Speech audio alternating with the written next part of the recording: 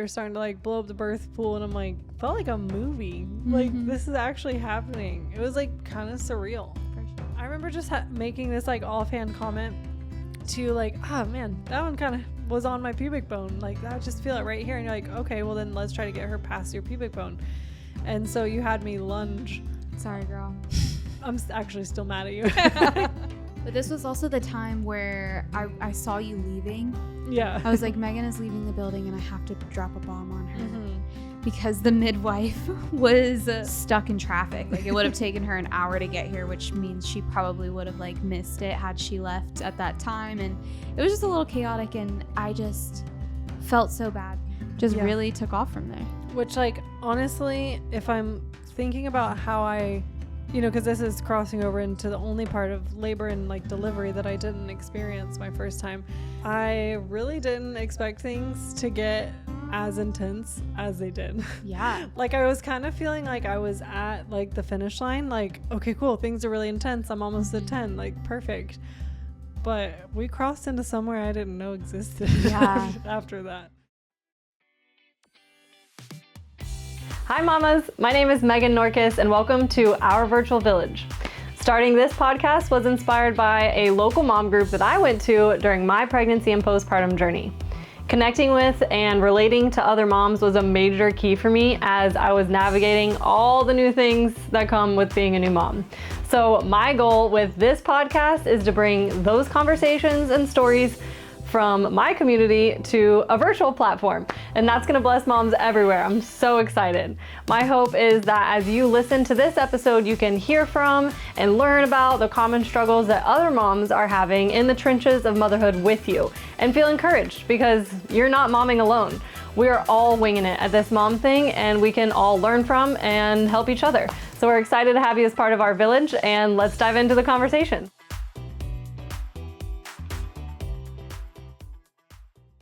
All right, we're going to dive into another episode. I mean, you've just been a shining star on this podcast because you're my favorite person to talk to. This is also like this podcast turning into my baby too. Yeah. I love it. I love it. Yeah. I mean, well, honestly, you are a big reason why I started this podcast, to share birth stories and different things. So now I'm honored to share my birth story here. The VBAC that I always like prayed for and dreamed of.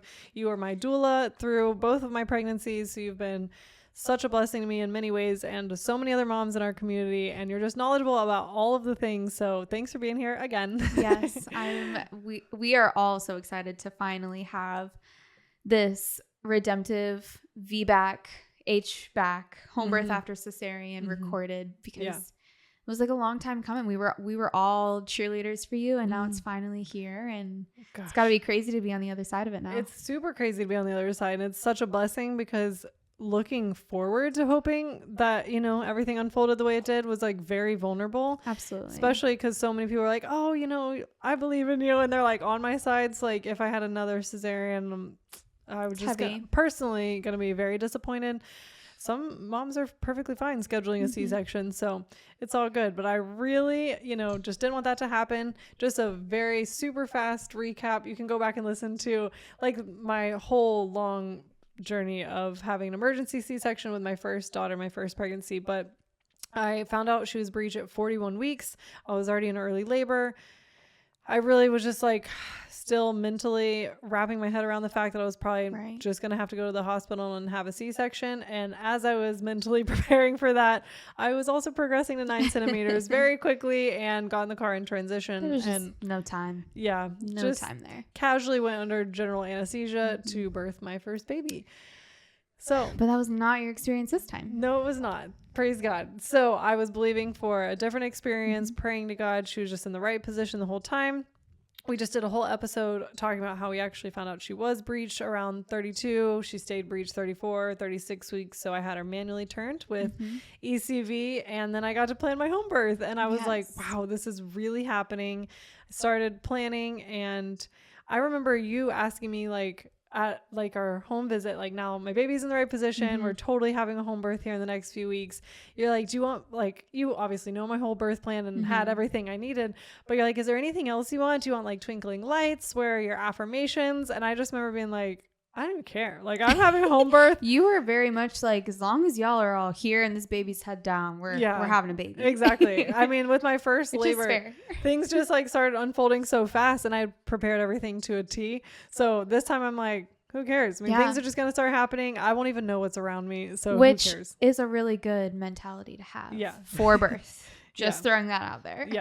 So I was just ready. I'm like, I think this is the most surprising part of birth is you just never know when it's going to start. Gosh, you know? I know. You're I know. You're there. You're like, help me. If anything, this positive birth story is for me now. I know, right? Like, I need this. Fill my brain with all this stuff. But it really is so cool. I remember being in Whole Foods one day and being like, my water could just break. Yeah. Right here. It's a very weird place because you're exhausted, you're over it, but it's also like at any moment you could just go into labor and be so powerful and like it's like how is that even possible? It really is so crazy. It's crazy. So there was an extra layer of that now because I'm like, for sure, all green lights, baby's in the right position. I was just planning for my home birth. I remember it was a Sunday, which actually I did get a labor encouraging massage Saturday morning. And looking back, it's like I didn't go into labor that night. So I'm like, it didn't even work. But I'm like, that was like 48 hours later. For so sure. I think it worked. Yeah. So of course, this is like my second baby and stuff. And I do think that probably did weigh in more with your experience because you did have a very stressful last trimester of your pregnancy leading up to this point. So just allowing your body to like fully be present and relaxed prior to you actually going into spontaneous labor was huge. And that was something that you had anticipated that you would be nervous for, was like allowing yourself to feel confident and comfortable progressing. Yeah. Which was understandable. Yeah. Well, because with my first labor, I was like hoping that it wouldn't progress so fast so that I wouldn't have to go to the hospital. Whereas this time I'm like, I was like, how is it going to be when I'm just actually like happy for things to progress and leaning into it? So that was a big mental thing that I was excited for. But yeah, I had a labor encouraging massage Saturday morning. Sunday, I don't know why I specifically remember we watched the Jags game. It was when they were playing in London. Yeah. So it was like 9:30 in the morning. For us, Duvalians or whatever. Yeah. So, but it was, the reason is because it wasn't like a 1:00 game. It was like 9:30 in the morning. So we woke up, watched the Jags game. My mom had come over to watch the game with us. And I just remember falling asleep on the couch, which my husband and I had asked her to watch our toddler later that evening so we could like go grab dinner together and like kind of have a little date night and connect. And she stayed after the Jags game and watched my daughter that afternoon because I fell asleep on the couch. And I was like, well, that sucks. Typical few days away from having a baby. 39 weeks. That's the definition of what's going on. Yeah. Because then I remember being like, well, I'm not going to ask her to stay longer with my toddler. She's already been here while I slept. But looking back, I'm really glad because I went to bed that night. For sure. And I could not get comfortable, which, I was doing all the things. I was like, I had tried to pump and I always kind of like thought I was going to go a little earlier this time. I was like, I remember that day, actually, my mom said, can you believe you only have a week left? And I just wanted to smack her. I'm like, I do not want to be pregnant for another week, which I'm like the kind of person, I enjoyed my first pregnancy, like, I don't want to be like a miserable, grumpy pregnant woman, like, I hate this. So, but I was like really not feeling it. You were like, there. Yeah. I'm like, no, I'm going to have the baby. Like, I'm done. Yeah. So yeah, she had said that. And I remember being like, no, I want to have this baby like way sooner than in a week. It would be that night. Yeah. which is great. Which is wild. But yeah, wild so we were doing all of the labor encouraging things. We'd had sex, all of the things, but that also made me like really tense. So trying to go to bed, I remember laying there and I would always turn on my positive like birth affirmations, the Christian hypnobirthing, my girl with the Australian accent. Yeah. You can't do much to go to sleep when you're super pregnant. So that was my girl. I'm like, her calming voice would just kind of send me off into a good place to sleep. And I remember laying down and trying to go to bed, turning on my affirmations, and I just could not shake like the tension in my uterus. Like I was like, freak, I just want to go to bed. But I was like so tight. And I even remember I could hear my husband like falling asleep, like totally like relaxed. And I just went, can you please just like rub my neck or give me a foot massage or something? Like I'm struggling over here. And he did. And I finally went to sleep.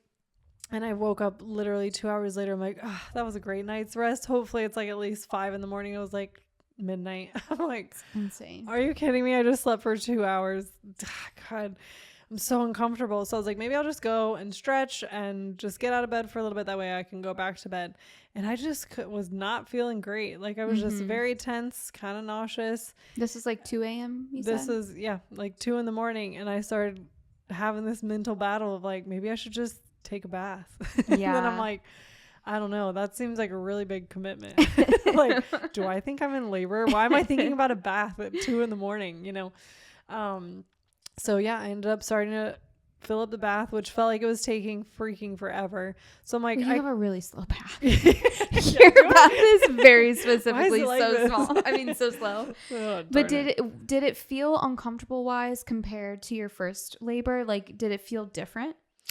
See, this is the tricky part earlier on because I was like really in denial that I was going into labor with my first because we had just found out she was breech. So I'm like, no, this is And she was not head down. Yeah. So I'm like, no, like there's no way I could be going into labor. But this time I'm like, I don't know. I'm like comparing, like in my mind at that moment was comparing it to how I felt in my first labor. I'm like, I don't know. This is kind of, I was feeling this achy. Right. But like my mindset was so different that it was like kind of hard for me to compare. And I think maybe that's why I was tripping myself out so much, because I'm like, while the bath is filling up, maybe I should just French braid my hair, because that was specifically something I was so disappointed in, because I was like on my early labor checklist of like, I want to braid my hair, everything will be great my first time around. So this time I'm like, I mean, I'm so far ahead of schedule right now, I could just braid my hair and be like totally prepared.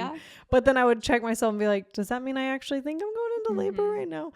And so I'm like, I'm just gonna braid my hair, F it. So I braided my hair. The bath is taking forever to fill up, but I'm like, that'll keep my mind distracted. And I got in the bath and I kept just being like, this is just gonna fizzle out. I was only 39 plus 2. I'm like, there's no way. I mean, I said I was going early, but come on. No, for sure. Like 39 weeks. You also went to 41 the first time. So I'm like, let me just not get too excited. Yeah. So I'm like, do I text Olivia yet? I'm like, no, you don't need to text Olivia. So I get in the bath and I'm just sitting there. I'm like pretty uncomfortable. But there was no like rhythm. I wasn't feeling like on a scale of like 1 to 10. I would say, I think I actually even texted you. I think it was like a 4 out of 10. So like not intense, but I'm like, should I time these? But then it's like almost like angel and devil, you know, on the sides of my like shoulders, and be like, you should just time these. What if this is labor? Like, this isn't labor. Like, don't get too excited yet. You know, I'm like going back and forth in my mind. But then I kind of felt like a few like waves where I was like, let me just time them for fun. And it was like 30 seconds and I would feel it trail off and then I would kind of feel it start again. I'm like, no way. Okay, I think I'm going to like text Olivia. I'm like, I don't know. I never want to feel like I'm like so dramatic texting my birth team, but I'm like, I also want to give y'all a heads up. It's like such a common thing. Just so people know, if you are paying a doula and a midwife, it's okay to text them in the middle of the night. Yeah. It's like, you guys are so kind and like considerate, but I don't want to be like a drama queen though. I don't want to be like, okay, Megan, well, I mean, it doesn't 39. mean that like everyone needs to rush over to you at 4 a.m. when you send a text, but it's like, because I think you texted me at 4 and I woke up around like 5 or 6. Yeah. And so I was like, sweet, she's probably in labor. Yeah. I also like want to be respectful. Like you have kids and stuff, you know, like I don't want to text and be like, yeah, I'm like totally transitioning. No. You know, so I'm like, and birth workers can really like, we go back to sleep. Yeah. We're trained. Yeah, it's true. Yeah, that's crazy. I do think you said it was like around a 4 though. So it was probably just like an uneasy feeling. Like you can't easily go back to sleep. And I also, and you're supposed to just like deny it. So, but I'm like, but I want to be respectful and like text people and you never know. So I'm just like, hey, heads up. I'm feeling a little uncomfortable. I'm taking a bath at 2 a.m. I don't know. It feels like labor. Yeah. Just throwing it out there, but maybe not. Could just totally go away. But then, I remember like my toddler started stirring around. And at this point I was kind of the person that would usually like comfort her and cuddle her back to sleep. The pendulum swings all the time, like in different seasons of life. But my husband was in the I'm gonna stay asleep, Megan's got it kind of season. And I remember her stirring around and I was like not okay to like cuddle her back to bed and stuff. Like I need to be either moving or in and out of the bath, or I didn't know if maybe I should just like rest on the couch or go for a walk. Like I had all these things. Red flag. That's definitely labor. Yeah. But I had all this going through my mind. I'm like, I can't go snuggle my girl back to bed. So I like woke up my husband. I'm like, I might be in labor. I don't know, but you just got to take Ev. And he literally looked at me. He's just like, what? Did you say labor? And I'm like, yeah, snuggle her back to bed. Yeah. So he did. And then like a little bit later, I kept telling myself, I'm just going to like wait till at least like 6 a.m. to like call my mom and sister who are going to come over and help with my toddler and like actually get my husband out of bed. Like that's a whole ordeal. He takes a minute to wake up. So I'm like, I'm not going to do any of that until like at least like I think I said like 5 a.m. because that's like a reasonable time to be like, it's an early morning, but you're not up since 2 a.m. with me. So yeah, I was like trying to just like hope, you know, things fizzled out and things were fine. So I was like laying on the couch. I'm like, I'm not going to time them. I'm not going to be dramatic. I'm just going to lay here, but I would feel the intensity kind of like build a little bit. And I would kind of peek my eyes open at the clock in our living room and be like, just look at the time. And then I would be like, okay, just ignore it. Go back to bed. I'd hear it or like kind of feel it fizzle out. And then I'd feel it come back and look at the clock. I'm like, I'm trying not to time these. Like I didn't have the contraction timer. It's hard not to though. But I'm like, well, that was like 8 minutes. Okay, but I'm not thinking about it. It's fine. I'm just gonna lay here and relax. Oh, here comes another one. That was 7 minutes. Like I'm like, I think I'm accidentally timing these. Yeah. And they were kind of getting more intense. Like I would say now I'm like could feel that I was at like a 5. You know, I'm like, I don't know. These aren't really getting more chill. So did you ever fall back asleep in that time period where it was just you? I was trying real hard, but like every time I would feel that's hard. Like my uterus contract, I would look at the clock and I'm like, I thought I was asleep, but that was exactly 8.3 minutes ago. Yeah. So no, I think the answer is no. Yeah. And so my husband finally just like got up. I didn't even actually go get him. I think my toddler was waking up. So it just kind of woke him up, and then he came to check on me, and I'm like, I kind of just like want you here, because in my mind, like it was kind of starting to race. Should I call my mom, and what's gonna happen, and when do I text Olivia, and she hasn't texted me back yet, and blah, blah, blah, blah, you know, on and on. So I'm like, I kind of just want someone here with me. So yeah, if you would just stay when awake, you're alone in that stage of labor, even though it's like obviously your baby's not coming out right now, it still is like it feels like all the weight of the figuring who to out, tell, and it's all on you. So it's hard to rest and be for sure calm in those. Yeah, and like we were gonna take my dog like over to my mom's house. I have these other things on my checklist. You know, I'm like, should I be doing this stuff right now? Should I be like, I don't know. I wanted to like organize a few things, make sure there's no dishes in the sink, because you know I'm gonna be like birthing a placenta in the house. Like there needs to be clean spaces. So I'm like, should I be cleaning right now? No, I should be resting. No, I should be cleaning. No, I should be. So I'm like, okay, yeah. If you could stay up. He's like, so I should like have caffeine and like be like awake now. I'm like, yeah. Let's do that. Do it. Drink the caffeine. Double it. Yeah, make it a double. Yeah, so he did that. And he just started going to work on our early labor checklist, which I don't know. I think I recommend that. Am I psycho for having an early labor checklist and like put my husband to work? No, I think that's really wise. I was actually just thinking about this. Yeah. Like how it's like, you're not going to do it. Yeah. You don't need to do it. No. So just give it to him, and that way he gets it all done. That's exactly what I did. I'm like, have I told you about my checklist? He's like, what checklist? I'm like, this is what you should be doing now. Bye. Here it is. Have fun. Get to work. Would you like, was there anything on the checklist that wasn't done that you noticed? Ooh. Probably, but you asked me too fast. I'd have to look at the checklist. There probably was. So like I think it's good because it gives the dad something to do, and it's checking things off of your list. But also, like, by the time you're actually in labor land, you're not even gonna realize if like he didn't shake out that one rug like that needed to be shaken out. So then it's like, it all works out in the end. It totally does. Yeah, but like you said, I think it gave him something to do. It gave me peace of mind. I don't know. It was just like clean the toilets, which I mean we keep pretty decently clean house in general, but like I could either be birthing on the toilet, I could also be throwing up into the toilet. Everyone needs to clean their toilet when they go into labor, just in case. That's on my checklist. So if you're looking for things put on your checklist, that's a good one. But also like dishes in the sink, same thing. Like I knew my mom or you or someone was going to either make me a meal or try to do something in the kitchen. I didn't want it to be a complete wreck. Like I wasn't like scrubbing baseboards or anything crazy, but I just wanted like you it did to that be weeks before. Like I just wanted to be like kind of decluttered. Also, like we were gonna set up the birth pool like in my living room where my toddler like just has crumbs all the time. I'll literally vacuum it like 82 times a day and it doesn't matter. So I'm like, I want that freshly vacuumed, just like little things like that. It wasn't anything crazy. I wanted my hair braided, my rug vacuumed, my toilets cleaned, like, you know, it's fair. The basics. Fair. But yeah, so my husband was doing all of that, which was great. Took my dog over to my mom's, so we didn't have to worry about letting a dog out, feeding a dog, was just not priority. So yeah, thankfully my mom lives a mile away, so she was making her way over here. My toddler also slept till like 9:30. Nice. She knew that there was a lot going on. That was a huge blessing, because I remember you were even texting me. You're like, how's your labor now that your toddler's up? I'm like, she's not even up. Yeah. It's crazy. Because that's a really common thing of like when moms go into labor in the middle of the night when their toddler is sleeping, when they wake up, it usually doesn't stay that way. So I was like, let's see how that happens. And thankfully she slept in for you. So I think that I think that's why I went into labor. Yeah. It was able to like, you were able to progress past that point of no return. Yeah. Which was nice because then you just had a beautiful day labor. Yeah. Well, this was a turning point. I remember just being like, actually, I thought she was going to like wake up. And so I went in there and I laid with her because I'm like, I am contracting, and I was like consistently timing them, but I'm like, let me just go snuggle up next to her. First of all, she loved cuddling my pregnant belly. And I'm like, what if this is the last time?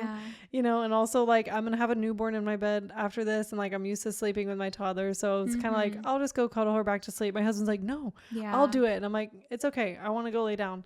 And I went and I laid with her and she fell back asleep, and I don't know if it was the oxytocin or what, but all of a sudden I was at like a 6 or a 7 out of 10. I was just like, whoa, these are, I mean, even later in labor, I didn't like laying down. So I think that too just like made it more intense. Like for some reason, my body just didn't want me laying on my side. But yeah, I was like, especially like movement is medicine in labor, but also when you have to be very still to make sure your toddler goes back to sleep. No. It doesn't work out. Wrong. Bad. Get me out of here. All red flags. I was like horrendous. So yeah, I was like, I can't freaking lay here. So I got up. Thankfully, she stayed asleep, which was crazy. And I remember like coming out of my room and almost just like collapsing onto the couch. Like, oh, these are really intense. My husband's like, are you okay? Like, what you just doing there? I'm like, I don't know what's happening, but it's different. And I was like, I think I'm going to throw up. He's like, no, don't throw up, you know, cause you want like food on your stomach going into this marathon. But I was like, can't do it. Threw up my breakfast. And after that, my contractions were like, they were coming and they were more intense. And I'm like, no, this is actually labor. Yeah. No, this is it. They like, say for real. Every time you puke in labor, it gives you a centimeter. Yeah. Because of the contractions that your belly does to get the puke out, you know, like that. I'm sure works in your favor. Gross, but it really does work in your favor. So I'm sure it progressed you and then helped her probably engage down lower in the pelvis a little bit more. And I think that's when I actually believed. I'm like, okay, no, I'm in labor. You're like puking. This isn't going away. Like I feel this, and this is not early labor. We are now moving right along into labor land. I just could see it on the horizon. So you got there shortly after, and I remember one of the first things you said is like, oh, well, why don't you go lay down? If you want, you can just rest. I'm gonna set everything up. I'll blow up the birth pool. And I'm like, it's like the best part. I don't want to miss it. I'm like, I'm not gonna lay in my bed. You did have FOMO. You did not want to leave. I remember just looking at the couch and being like, I remember being like, but did you sleep last night? And you were like, no. Yeah, I didn't. Like, I'm like, after I would like kind of take a step back, I'm like, oh yeah, I am pretty tired. Wait a minute. But I just didn't want to miss out on it. So you're like, how about you lay on the couch and watch? I'm like, that's a good happy medium. I can lay here, watch you, still be in it, but like rest. So we did that. You're starting to like blow up the birth pool, and I'm like, felt like a movie. Like this is actually happening. It was like kind of surreal. For sure. It was like hard to believe in a way. But yeah, I mean, we can kind of like go through the different things, but I just feel like the day happened so naturally, and it's like hard to even like believe. I was just like, I guess I'm just progressing now. Yeah, you did. You were just chugging along. You did not like laying down though. So you were resting there for a while, and that was not ideal. So you were like, I'm not staying here. We were like, cool, go where your body needs to. Yeah, and I have that marked as like 10:30 a.m. So I didn't want to be alone in my room. So we settled on me resting on the couch while you did the birth. So. And then more of the team showed up, like the birth photographer. Yep. Which she got there early because last time with my crazy scenario, I got no pictures. So she's like, I'm just going to show up as early as possible, which is great because our birth photographer is also our friend. So yeah, you're having a birth party. I couldn't imagine just having like a photographer or a doula that I've talked to once, you know, like I know we've become great friends through like pregnancy and through like attending stuff in our community, and also it just really felt like I had my friends over and y'all were helping me, which was a huge blessing. And it's helpful because like we are close with your daughter too, and so she was comfortable. It's like a big family event. 10 out of 10 recommend that. I talk about having a good birth team a lot, but like this is why, because you're like vulnerable, but then you're not like who's this lady taking pictures of me? It's like my friend. I'm like, do whatever you want. Yeah. Like you like take your shoes off, you know where my bathroom is, eat whatever you want in the fridge. For sure. So yeah, it was like very comfortable. I have it also marked around this time, around like 11 a.m. is when like hip squeezes are non-negotiable. I was starting to like, you know, definitely like breathe and laugh in between, but like they were starting to get more intense. But if someone would walk away, I'm like, no, I need you or my husband or someone helping me with hip squeezes. And I'm never a bossy person, but I'm like, no, get over here. You know, like, please don't leave me, which was kind of crazy. But yeah, it just felt really good to just be like in my house, just hanging out. I also turned on our wedding video, you know, for big oxytocin boost. We were all just like sobbing, which like, even like in our vows and in like parts of the wedding video, we talk about like one day, like when you're a mom, blah, blah, blah. And here I am in labor and my husband's like rubbing my back while I'm like doing the hip circles on my birth ball. It's just crazy. Super surreal. That was a really special moment. So sweet. Yeah. My mom and sister were there, which is great. They were there to help with my toddler. I remember like through like all of this kind of like early labor as I was progressing, I remember looking out the window and we have like a swing in our front yard and I just saw my mom pushing my toddler on the swing. So like the peace of mind knowing that she was just taken care of and happy. And then my mom's like, yeah, I'm going to put her down for a nap soon. I was just like, I really wanted my toddler there for many reasons. One, because she's a daughter. So like, I just want her to be involved in birth and it to be normalized.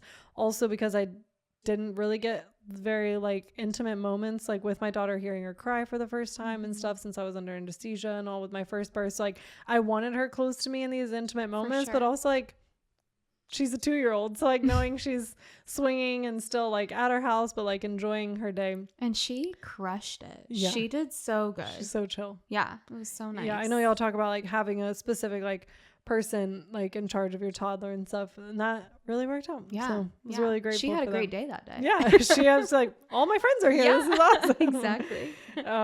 Anything specific you remember from like this early I remember like your toddler coming in and we had a little dance party for a little while. We had worship going for a hot minute and then you're like, okay, I need to switch up. So like, then it was just cool to see like, I mean, I was amazed that you were, I'm sure probably between the 6 and an 8 pain wise, but you had your daughter on your lap and you were doing your hip circles and like your husband was doing the hip squeezes and then you would just like go back to like laughing and like putting your hands in the air and like dancing and I mean that's kind of like the beauty of home birth that it's like intense and powerful, but then it comes in waves and then you can kind of just come back and be like, and now we're laughing again. Yeah. And like, now I'm in my living room. Yeah. Everyone's just chilling. The vibes were very high that day. Yeah, for sure.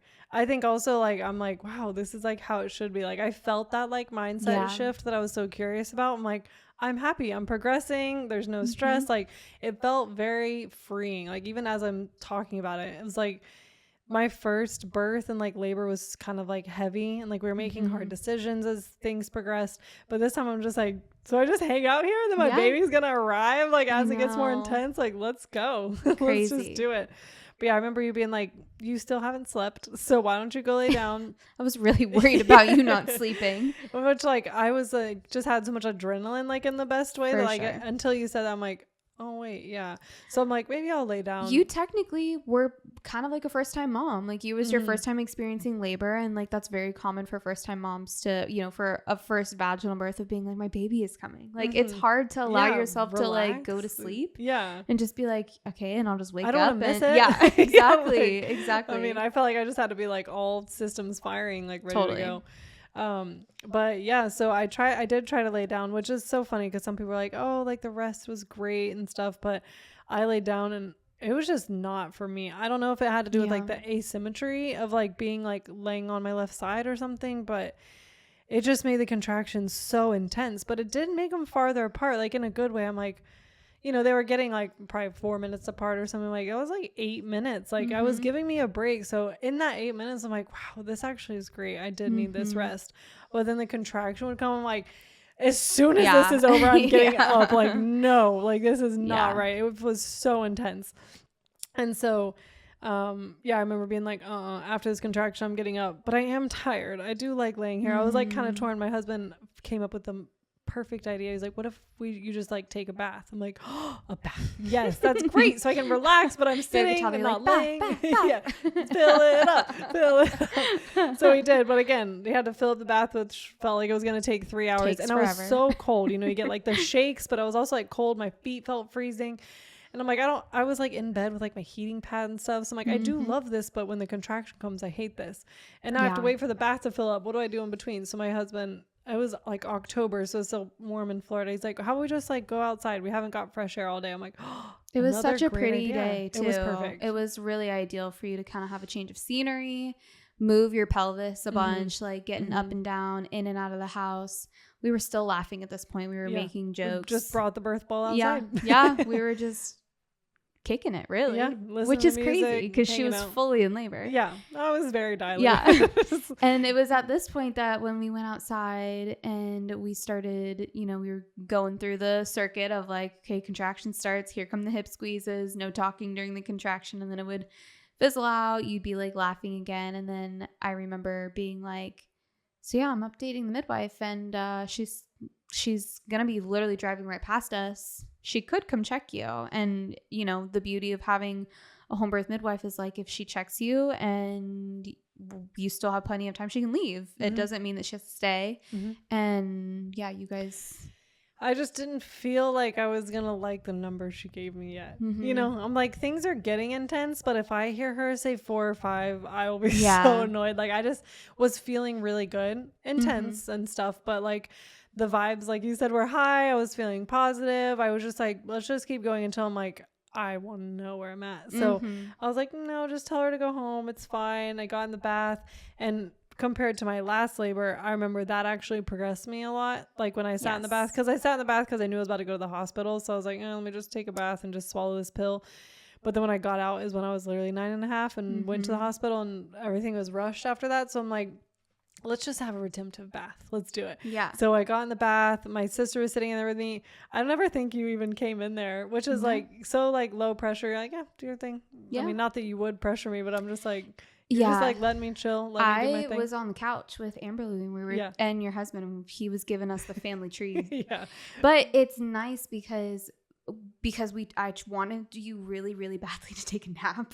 I was really worried about that, but I knew that probably wasn't obtainable at this point in labor. So I was like, if she can't fall asleep, at least she can have a little privacy and hopefully progress faster. So I was like, she's gonna go back to her little cave, and that's what it felt like. And then your sister was there, so it was like, if you needed anything or anything changed, then we could obviously be all hands on deck. But I think that she one time asked if she could get you some like electrolytes or something like that, and we got that, and then you kind of just went back to doing your thing in there. But what was that like for you because of your last time being in labor in the tub? Was it scary? Was it very peaceful? You know, like looking back, and I don't think I even said this when I like have shared like the birth story like at our group and stuff, but I think this was one of my favorite moments being in the bath, because I was like, you know, the warmth feels so good of the bath, but you're also like hot, but I was also like so cold. You know, it's like labor's weird.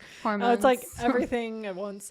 But so I was like sitting in a warm bath, and it was very relaxing and low stimulating. So very relaxing. And it felt like the closest thing to a nap I could get. But then I had asked for a cold coconut water. So, and I had a fan. Yeah. You know, so like the fan was blowing on me. I like picturing it. I feel it right now. I'm like, the fan's blowing on me, but I'm in the warm bath, but it's like cooling me down. I have a cold drink in my hand. It's basically you're on a beach somewhere. Yeah, that's how I felt. It was like, but I was also with my sister. So it didn't really feel like, you know, like when I was with you guys, obviously it was very low pressure and super chill and fun hanging out with friends. But it's a different vibe. But I'm like, I'm just sitting here with my sister. Like it just felt really relaxed. And that was really like kind of a special time. But I was having very intense contractions too. Like, also not great in that sense.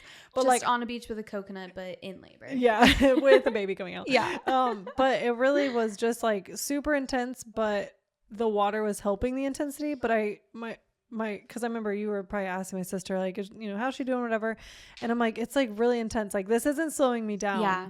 It's very intense, but it feels better. I wanted someone in there with you, and it could have been any of us. Your sister just volunteered to be in there because I wanted to make sure that when you got in the tub, it didn't either space out or immediately jump to being on top of each other. I was like, let's just keep timing them for a little bit. Yeah, it was honestly, it was like perfect for me. I think the bath was just what I needed, because it was like I could tell it was still super intense.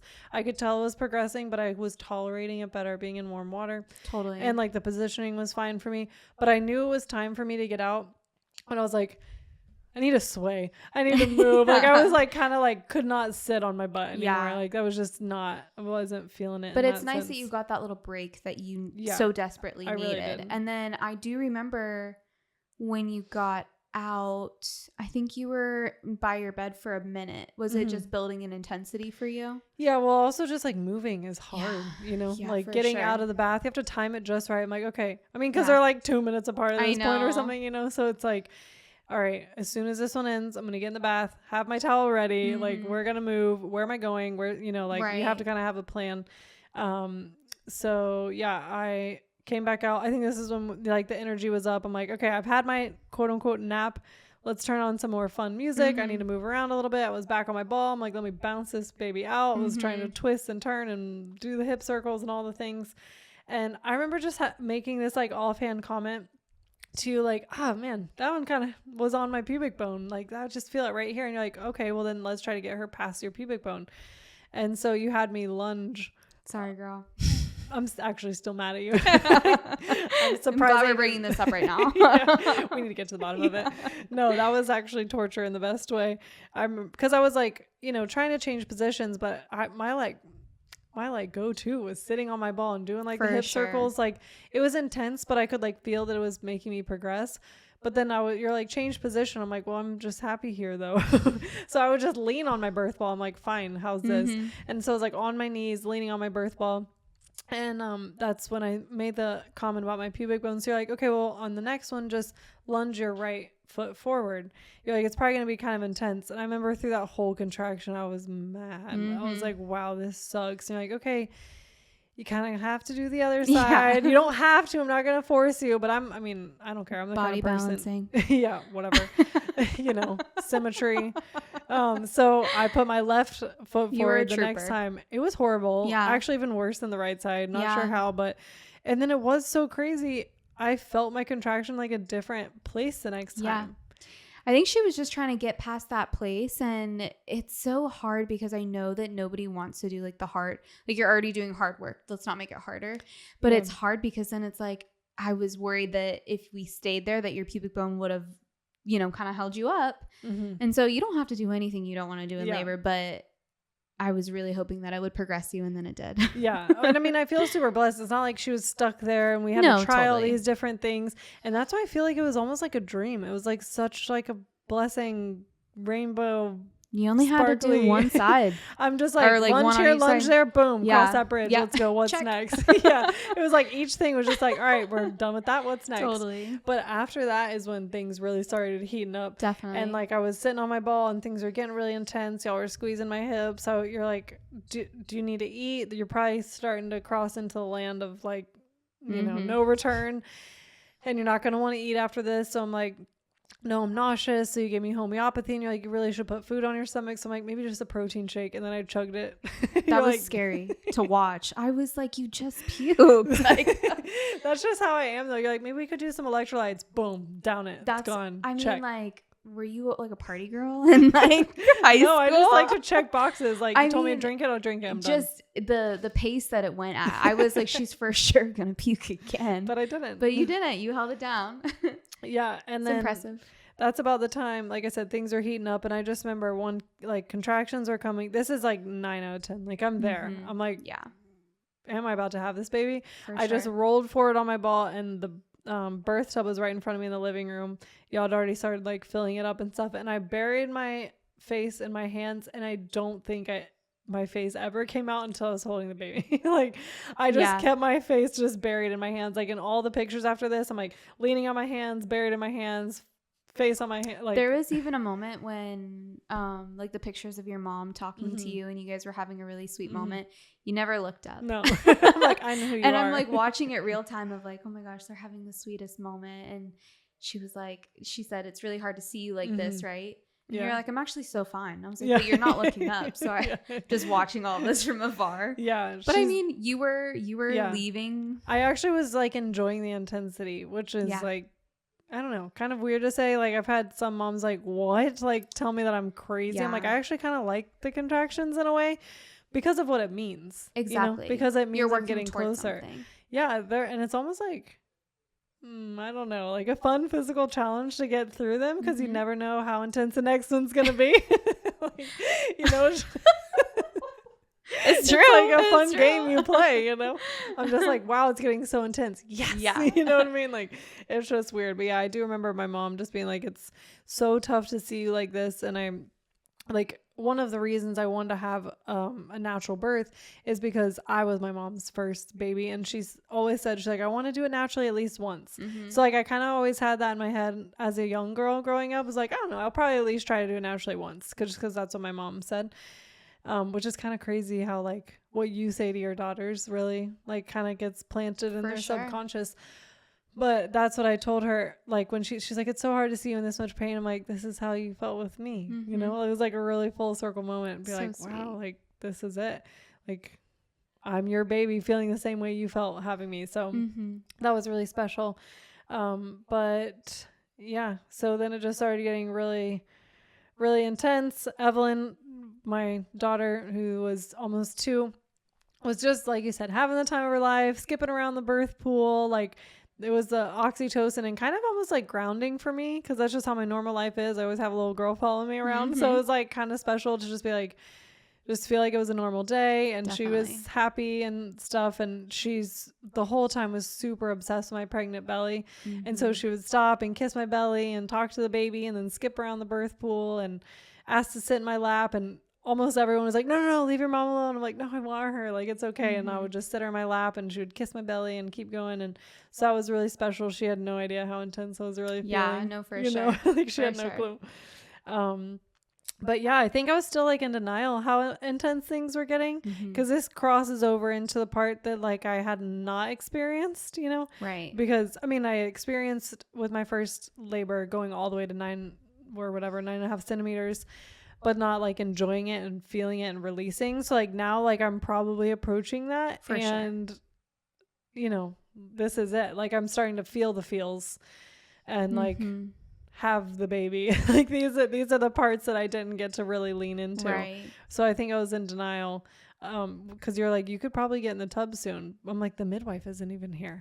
But this was also the time where I saw you leaving. Yeah. I was like, Megan is leaving the building and I have to drop a bomb on her because the midwife was on her way because I saw how you were progressing and I was like, well, we'll just give her some time to get here. No rush. You're not having the baby in like 10 minutes, but we wanted to let her know so she could head over and the whole team could head over. And she was stuck in traffic. Like it would have taken her an hour to get here, which means she probably would have like missed it had she left at that time. And it was just a little chaotic. And I just felt so bad because you didn't get the midwife that you had your first pregnancy because she was out on maternity leave. So then like you had this whole idea of this one midwife coming.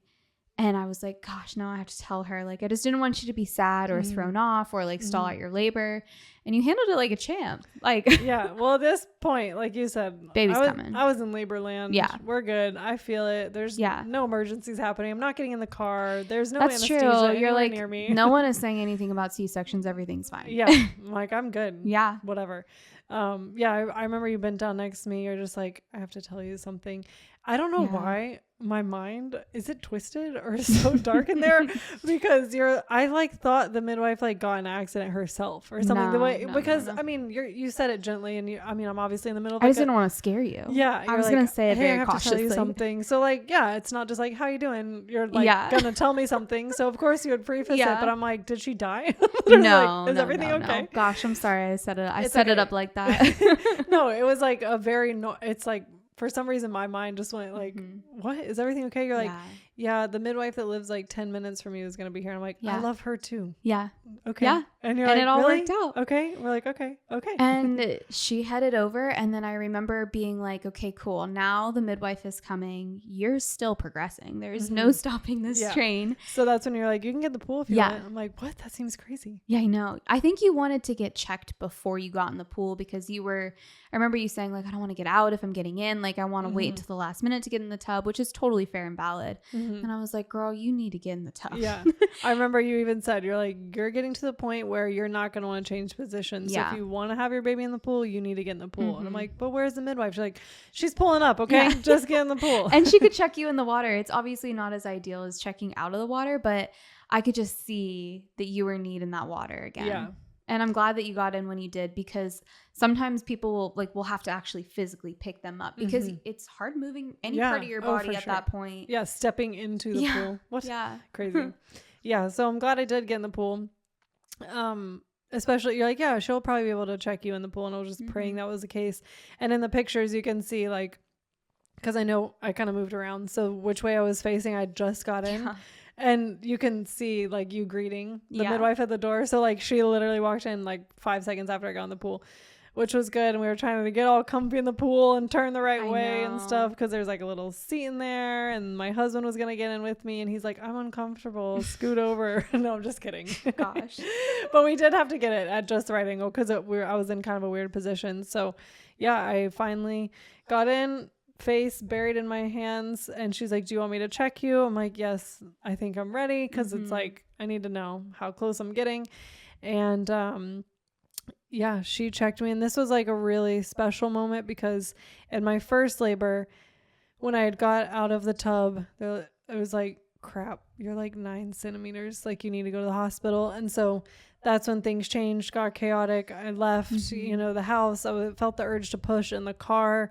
Like this was throughout my whole second pregnancy, where I was like, I wonder what it's going to be like when I am kind of moving into this same time in labor, but able to like lean into it and be happy. So that's like where this is like happening. It's like this massive wound that was like being healed. It was like real time. She's like, I'm like, yeah, check me. And like in the moment, I didn't even really realize that, but I'm like, yeah, check me. Everything's crazy right now. It's getting intense. And she checked me and she said, yeah, you're like 9.5 centimeters. So just look for the urge to push. And I just felt this like release in my spirit, because that's what the midwife said last time, but she was like, you're like 9 centimeters. You need to get in the car. Yeah. And it was like devastating. Right. And then, I had to figure out trying to be like in a car. And I was like feeling the urge to push and resisting it. And like, that was so intense.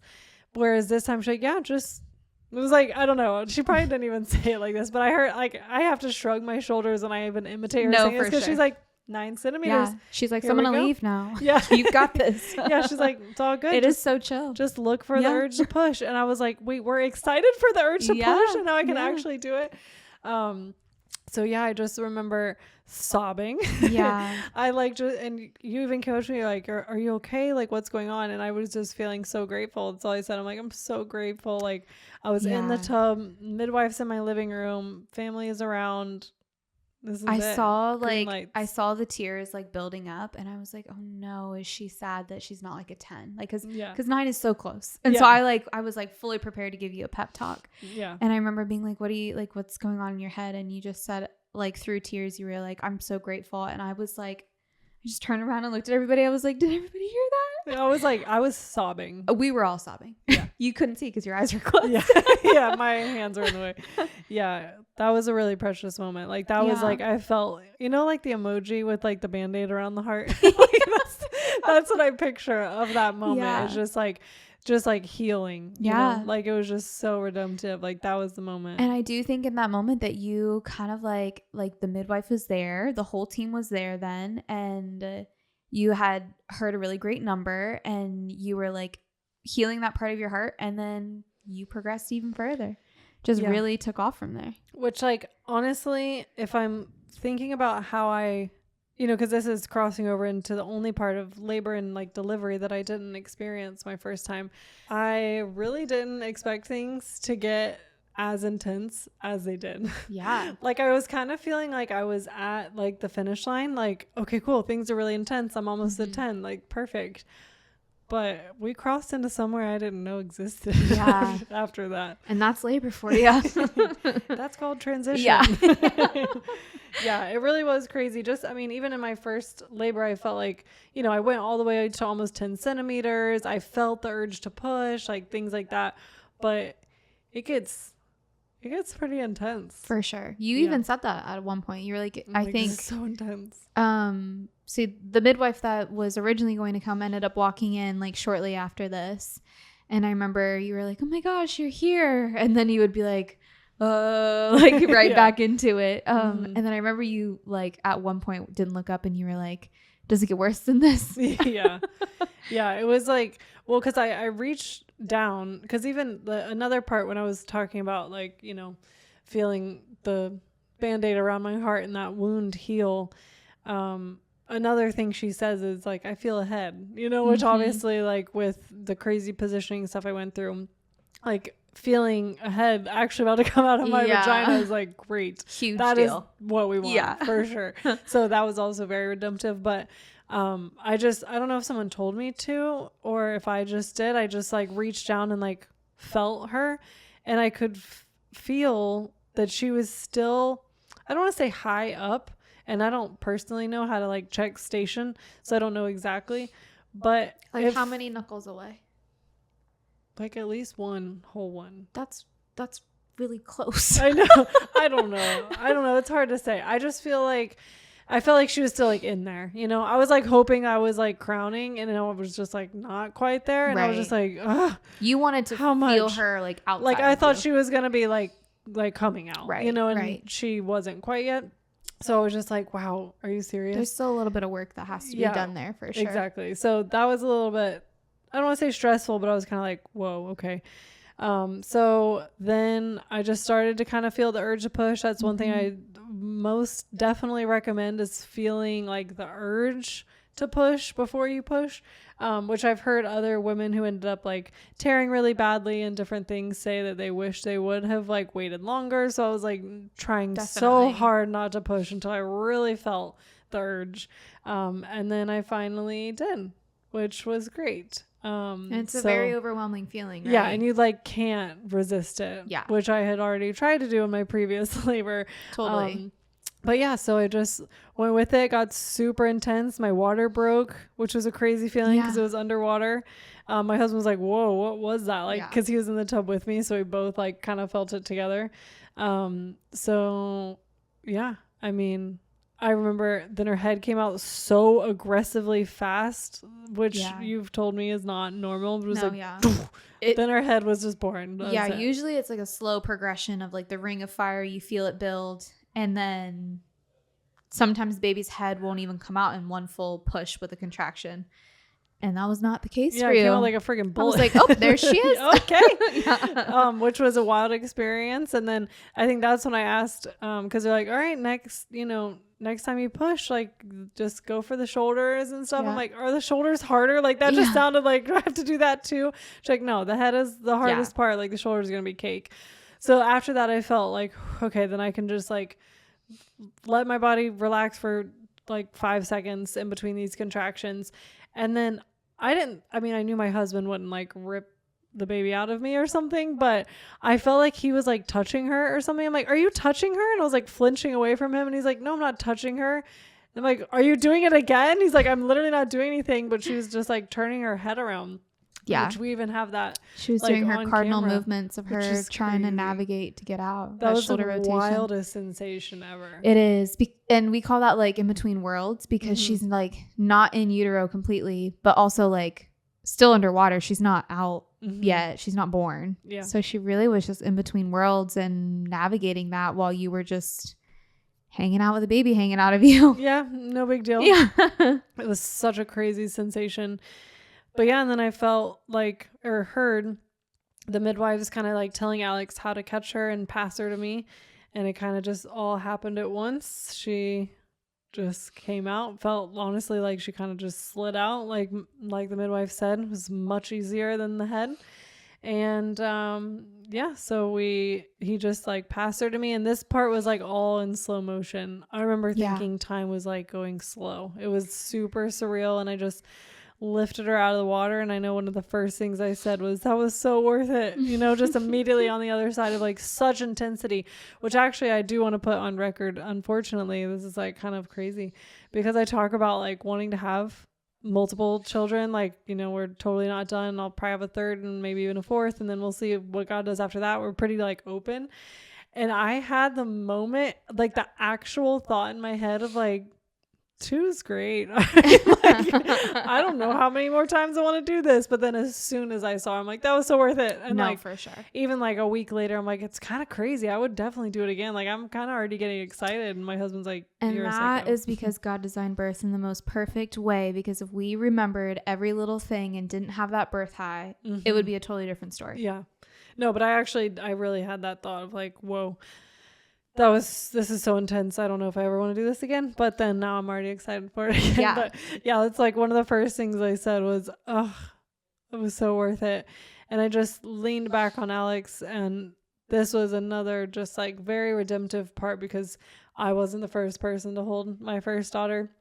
And like my husband saw her before me and stuff. When I woke up, I saw them together already, things like that. So like having her on my chest and like just it being slow and intimate and quiet. I mean, like I was literally in an OR with my first daughter, it's like busy, bright, fast, like all the things.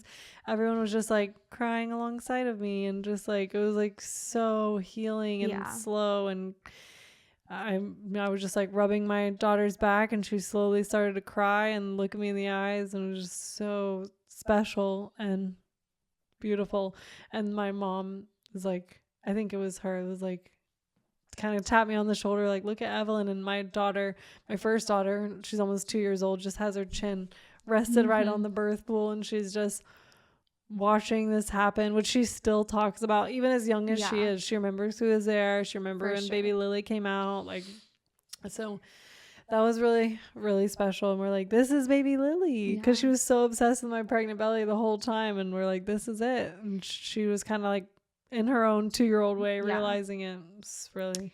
You did also audibly say out loud when Lily started crying, you were like, oh my gosh, I didn't get to hear Evelyn's cry. And so then, of course, everyone in the room sobbing again. Like we were crying from the gratitude, then we were crying from the birth, and then we were crying from you hearing her cry, because it was like we were physically watching the Band-Aid being put around your heart. It was crazy.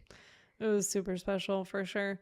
Like, cause she was like kind of slow, some babies come out screaming. She like slowly cried and looked me in the eye, and I'm just like, wow, this is it. Like, I'm a second time mom, but this is my first experience. It's very interesting.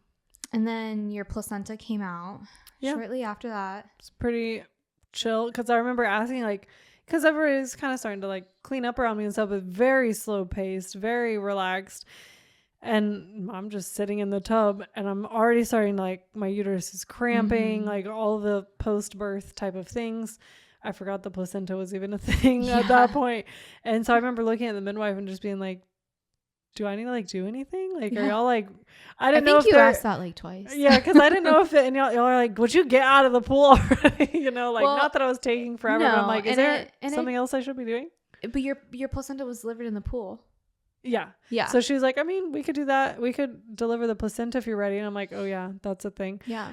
So sure. She's like, let me just check. She's like, do you feel like an urge to push? Do you feel it coming out? I'm like, I don't know. Everything sucks right now. Like my hips were cramped, because I'd been squatting. I was like, my body felt wild. She's like, well, let me just see. She's like, I can help you a little bit, and we can see if it easily comes out. And then it did. So that was done. It's like, okay. Yeah. And she's pretty like, easy. So whenever you get out of the tub, whenever you feel like it, you're good. And she kind of just was like, if you want to pass the baby to Alex and you get out, or you can hold the baby and he can get out. And it just worked out to where he could get out first. I was already holding the baby and so like snuggled with her. So I was like, you just grab a towel. I'll just be ready. That's actually one of my favorite pictures from your birth is that one of you just holding her, just you by yourself in the pool. Which was like kind of an accident because I think the plan at first was I was like, you guys had passed her back and forth. Yeah, I was like, I'll get out, and then he was like, oh wait, let me, and then he was just like getting out. I'm like, okay. So then I wasn't even like I'm gonna sit here with her, but I just did. Yeah. And those are my favorite pictures and one of my favorite moments. So I'm like, just which I think is kind of like it kind of mirrors like you saying that your favorite part of the labor was when you were in the tub, in your bathroom. And it's so crazy because it's like we want all of the support and like all these people around us, but there is something so special about it being like just you and your belly and your baby. Yeah. And then the same thing like on the other side when you were getting out, it was like just you, your placenta, and your baby. And it was like very, very sweet. You definitely needed that moment. And then you eventually got out. Yeah, I just feel like I was like soaking it up, like that one last like sip. Yeah, you know what I mean, of like the moment, because like, you know, like I said, people are kind of like starting to clean and just, you know, move on to like making sure there's a place for me to go in bed, and like making sure that there's not a mess, or making sure there's not like just craziness going on. And so it was like everyone else had kind of not moved on, like I don't want to say like I felt alone, nothing like that, but like everyone was just like preparing for the next part, right? And I just like had that last little moment, so that was really special. And then I did the classic waddle with a Chuck's pad, which is like, it's funny because it's like what I dreamed of. I know. Like that's all I wanted to do was waddle to my own bed. There's something very special about like bleeding out on a Chuck's pad in your own bed. So beautiful. Only some people understand that. Yeah, because if you've had a hospital birth and then a home birth, you're like, I would rather be sitting on a Chuck's pad in my bed any day.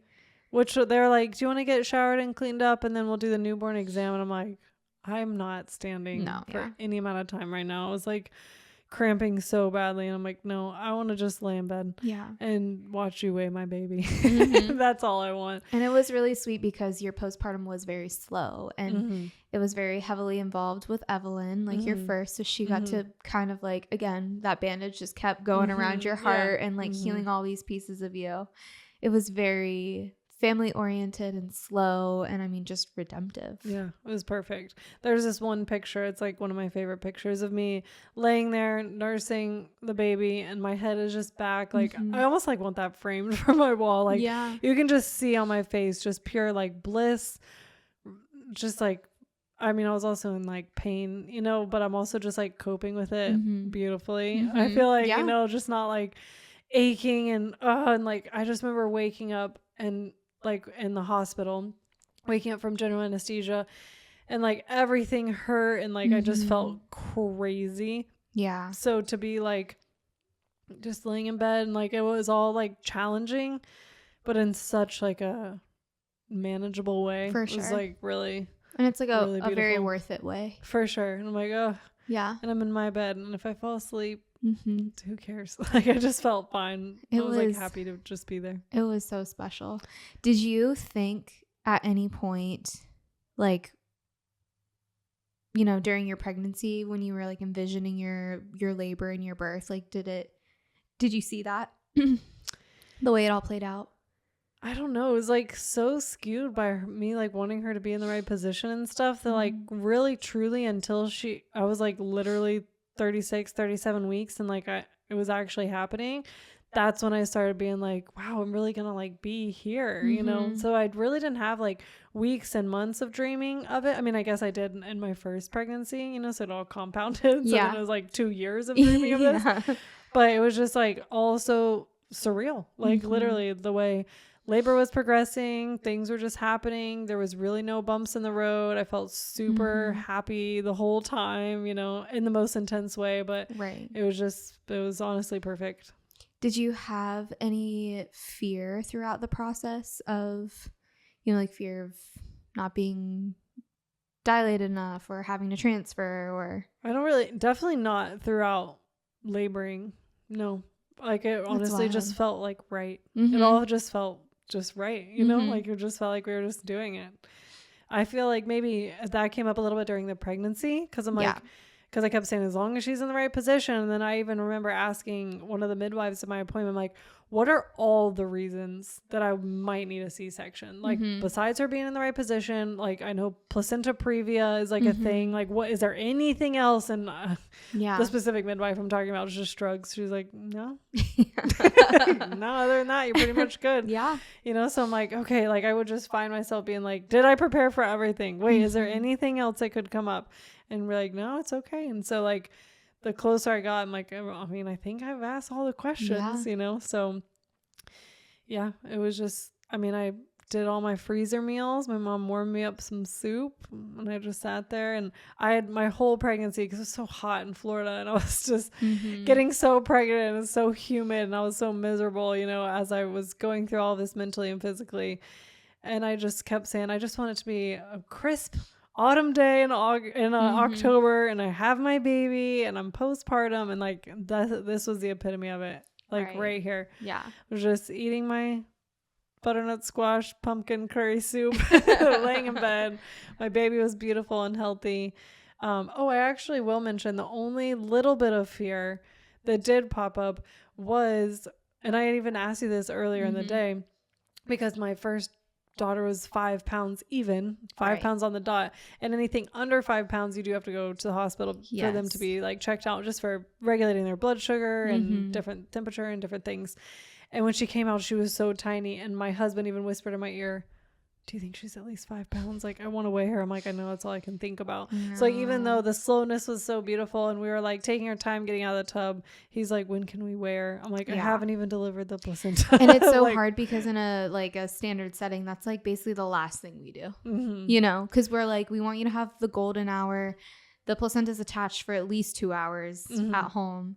So it is like so you guys must have been like, on the edge of your seat. For sure. Well, that's why they're like, you can shower and get cleaned up. I'm like, no, I'll just lay here. Can you weigh her? Yeah. What does she weigh? Let's get the show on the road. And I remember, you can even see in the video when Alex is like weighing her, he's like waiting for our reactions, because like we can see the numbers of the weight. And I saw it was over 5, and then we're just like, oh my goodness. And he's looking at me like, what is it? You know, and it's like 514 is what she weighed. So she was still a little peanut, but over 5 pounds. So yeah, we just tucked up into bed and had a great first night. My mom spent the night, woke up with the toddlers so we could sleep, and we're a family of 4 now. Insane. That's it. Redemptive VBAC. It's just so wild how you know, when you're in labor, you just wake up one day and you just have another person in your family.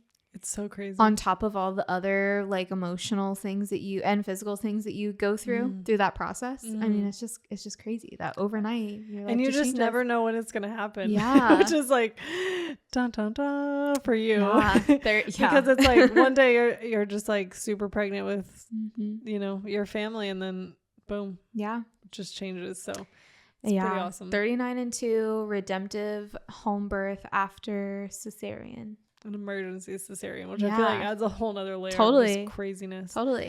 Yeah, so redemptive. I'm so blessed. I'm so grateful, and I can't wait to do it again. It's crazy. Like a psychopath. But yeah, every time I'm like, wow, that was hard and stuff. The more, like, I almost said to you when I just came to the birth story last week, I'm like, I gotta stop coming to these. I'm getting too excited. You get the bug. Yeah. You had like such a healing redemptive bug. You want to scream it from the rooftops, and understandably so. What makes me like so curious for another one, like, do my babies just like have turn to flip? Like have room to flip now? They can turn themselves before we move forward. Yeah, I'm just like so curious like how that would go and how another labor would go. It's just so fun. It's like you never know what you're gonna get. I know, it is crazy. It's such a miracle and such a like blessing that we get to go through these things. And I want people to hear, like, that's like why I do positive birth stories at my group, is because I want people to see the positives rather than all of the negatives of birth, of like, yeah, it's hard and intense and you are transformed in ways you never thought you could be. But on the flip side, it's like you did that. And you healed stuff in you, and you healed stuff in your daughter, and it's just going to like trickle down through your family. And I mean, that's crazy. Yeah. That one birth like changed the way that your the next generations of your family are going to view births. It's pretty wild. I've actually never really thought about that yet. Yeah. I mean, like Lily's kids. will hear your birth story. Yeah, and see the video and the pictures and hear about like the work that was put in, because some people have a C-section and then they just automatically think that's what they have to do forever, which to some people is fine. For sure. But, it's like when you have the dream and the vision and the willpower and the courage to like fight through what needs to be fought through, come out on the other side. Yeah, no, for sure. Oh, praise God. It was not an easy journey, but again, edifying my birth team, I couldn't have walked through it with anyone else, supporting me and helping me, because there was so much physically, emotionally, spiritually that had to be like worked through. So I appreciate you. Well, I'm thankful that you have not only shared it with us and so many people like from my group and stuff, but now you've created like a platform for, yourself to hear, for other people to hear your story too and share that with people. It's very vulnerable to share these parts of you, but I mean, what if someone on here connects with you and has gone through something similar, you could heal something in them too. Yeah, 100%. And actually God randomly like put it on my spirit that my birth story would bless a lot of people. And he told me that before I was even in labor with my first daughter, before I even knew she was breech.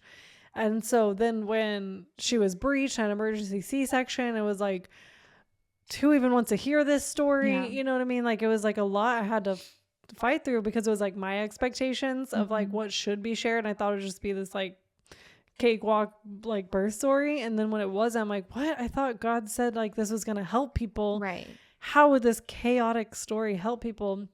And then I did find like some purpose and things as far as like sharing that, because not everyone has a great, super awesome, easy birth story. So I'm like, well, that's who I can relate with. But now it's like full circle. I think that it's still true what the message was. It just was long. It was drawn out. Yeah, way longer than I thought. It was like a 2-year process. For sure. Not just like a one labor, like one day kind of birth story. God has a sense of humor like that. No, for sure. But yeah, so I'm just blessed and grateful and looking forward to doing it again, and just want to speak life and encouragement into anyone who wants to do natural birth in general, or a VBAC, or sometimes people had a hospital birth and now they're starting to toy with the idea of home birth, and that's a big jump, of course. So yeah, I just want to speak life and encouragement into those moms who don't know if they can do it, because you can. You're built for this. You're made for this, and just go for it. Yeah.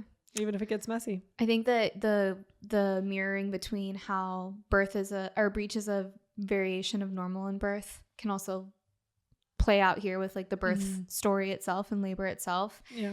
And that is going to really help people, I think, whether they're preparing for birth and giving them a realistic expectation of what birth will look like, or on the opposite side of like the healing process too.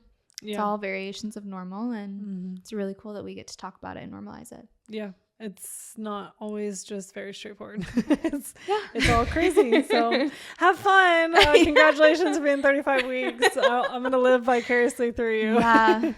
You'll be hearing from me. Yeah. It's good. I love it. Well, I stand behind you in every just decision and thing you're about to walk through too. It's like such a beautiful gift to have a community of women. And that's why I wanted this platform, is because not everyone has quite as an amazing birth team or community or people, to plug in with as far as friends and sharing their story and hearing the variations of normal and feeling like isolated in that. So yeah, thanks for listening to my craziness. You can listen to the first birth story and then compare it to this one. It's quite the different tone. Would love to see some comments. Yeah, for Thoughts sure. And opinions. Hoping this blesses people. So thanks for listening.